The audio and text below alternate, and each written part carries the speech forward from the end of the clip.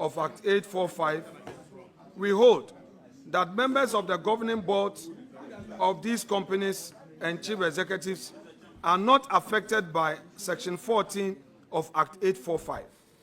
Members of the boards and chief executives of such companies shall only be removed in accordance with the articles of incorporation of the company and the Companies Act 1963.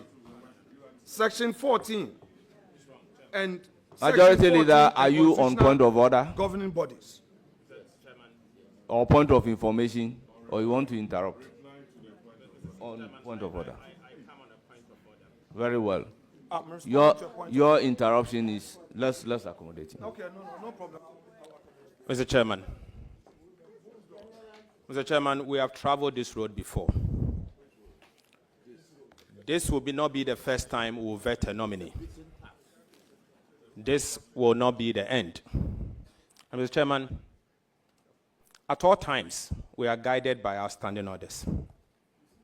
Our standing orders on this matter is so clear. Mr. Chairman, the orders of this House is clear that any time a committee, a matter has been referred to a committee, the committee must concentrate and deal with the matter before the committee. The minority leader is bringing in matters that relate to appointment and dismissal of chief executives. It has nothing to do with the matter before us. Mr. Chairman, this cannot be tolerated. This cannot be tolerated. The majority leader, the minority leader can at all times address the media or use other tools available to him as the minority leader to address his concerns. But he cannot use this platform to address matters that are irrelevant to what is before us. What he's talking about, Mr. Chairman, is irrelevant to the matter before us. And so we cannot entertain it. Mr. Chairman, I urge you to rule him completely out of order. He is out of order. Please rule him out and let's deal with the matter before us. Chairman, a reply. Rule him out because what the matter before us has nothing to do with what he's asking, what he's reading. There are other tools he can use. Parliament will be sitting tomorrow. He can come in a form of a statement or whatever he wants to do. But as we sit here, we are here to vet the minister responsible for roads. The minister responsible for roads. Let's deal with the matter. The man has been sitting here for how long? For 1 hour, dealing with preliminary issues. This is not the platform, Mr. Chairman. Mr. Chairman, be strong and do your job. Mr. Chairman. Honorable members, I will recognize you. Honorable members, Honorable Brian Achampong, with all due respect, you are not a subject matter committee member for the appointment committee in relation to roads and highways. Therefore, you do not have the right and you cannot be given the platform to speak. I am told by the list provided by the whip to the effect that you should be recognized as a subject matter committee member for Agric.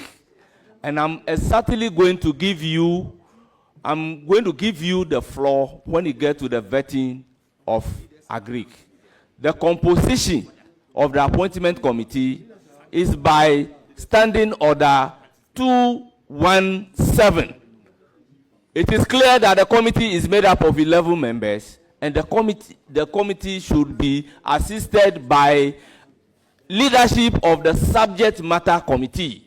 So once the minister designate before us is for roads and highways, the list submitted to me by the minority side to be the subject matter committee leadership members is what I am going to go by.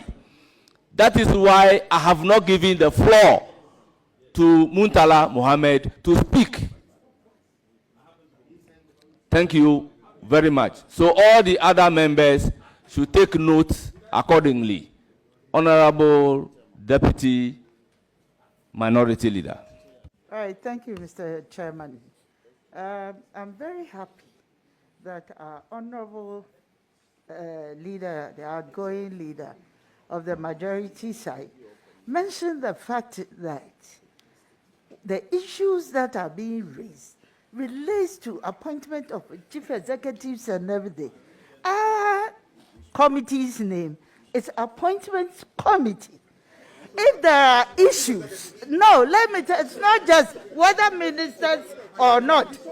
What I believe that we need to be tolerant with each other. Let people, it's a preliminary issues that he's raising, and he should be given the chance. If there are some flaws in appointment, I think that one we should listen to. You cannot rule him out. I recognize Honorable Roxanne Nelson. Chairman, thank you very much. Chairman, first of all, there's no rule of this House that demands that the ranking member to the appointment committee must necessarily and willingly deliver an opening remark. It is not binding at all times. So if the invitation is a courtesy, if he continues to abuse the courtesy, it has to be withdrawn. And he's aggressively abusing this courtesy in a very prolonged manner. So I suggest that that courtesy be withdrawn. So we deal with the matter at hand.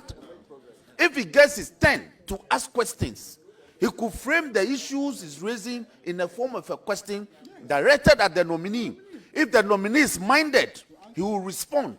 If it's not, he may not answer.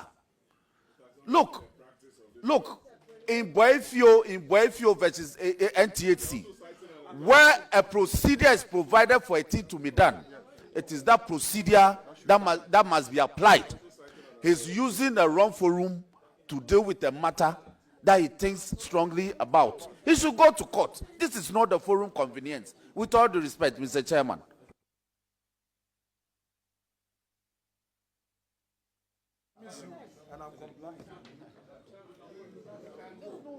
Honor. Okay. Let me hear from the ranking member on roads and highways. Thank you very much, Mr. Chairman. Mr. Chairman, well, this is my first time joining the committee for the vetting of the nominee. I don't want to think and I don't want to believe that this is exactly what happens when the committee meets to vet. I believe all of us are members of parliament, and at a point in time we have to accommodate each other. I've seen the back and forth. We've been spending almost an hour going back and forth. I would suggest it's your ranking. He is deputizing you. Just give him, well, assist, whether yes, he is assisting, whether he's deputizing or assisting him. That is the ranking. It's a very important member of the committee.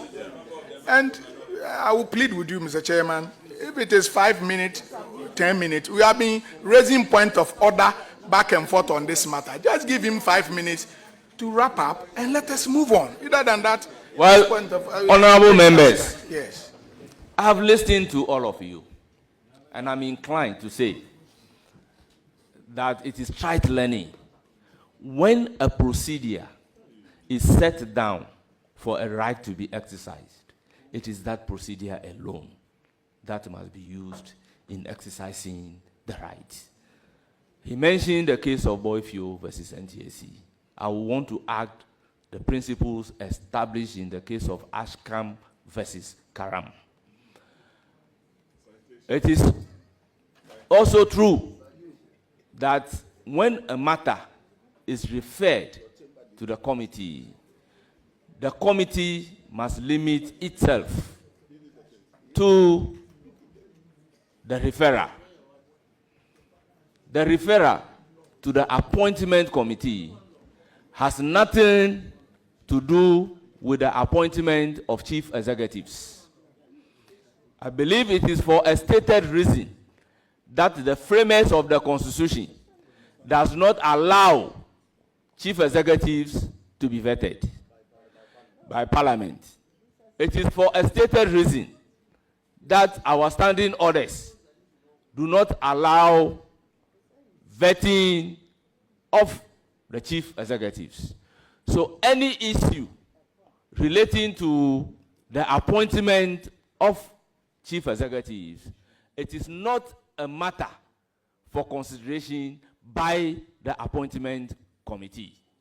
I would therefore urge upon the ranking member not to introduce any matter which is not within the ambit of the appointment committee. Let's limit ourselves to the referral by the Speaker of Parliament, and we can make progress. Any matter which is not within the ambit of the appointment committee is hereby ruled out of order.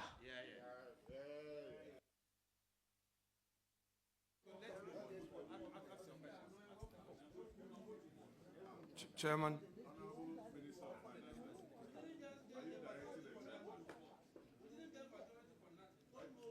Honorable Ranking and Minority Leader, please conclude. Chairman. Chairman, I am happy that you have referred to some Supreme Court rulings, and my respected colleague Roxanne Deflamapo also referred to a Supreme Court decision in his submission. I will therefore rely on the same right to proceed in my response to the objection you gave by relying on the Supreme Court, Honorable ruling Ranking. that I was reading. Honorable Ranking. Chairman, Honorable Ranking Member, I believed my ruling is loud and clear. So limit yourself to the mandate of the committee, please, with all due respect.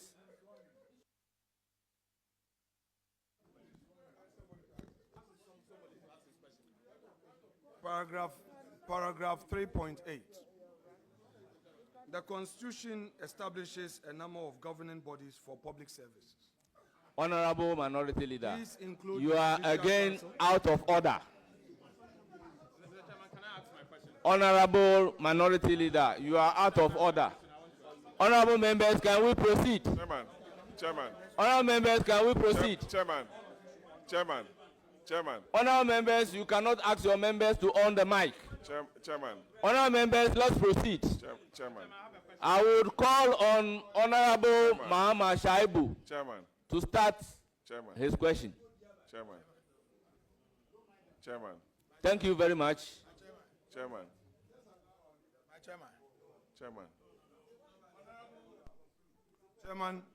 Chairman, I have objections. Chairman. Thank you very much, Chairman. Chairman, I object. Honorable nominee. Chairman, I object to the conduct. Congratulations, Honorable so far. nominee. Honorable Chairman, we cannot go. Honorable nominee. We cannot go on. Congratulations. In this way. One more time. No. Don't do this too, Chairman. No, you can't do this. It's not going to happen. It's not going to happen. No, it's not going to happen. I've looked through your CV. It's not going to happen. The question Chairman, of competence it's not going to happen. is not in doubt. I've accorded you every courtesy. Honorable nominee. We've accorded you every courtesy. May you listen to me? We've accorded you every Honorable courtesy. nominee, the Chairman. former roads minister. Chairman, we have accorded every courtesy. Was Your in this approach very Your approach is not what we had agreed on. And he said that Yes. the NDC government had left behind 1.5 Honourable members, I intend to suspend the sitting for 5 minutes.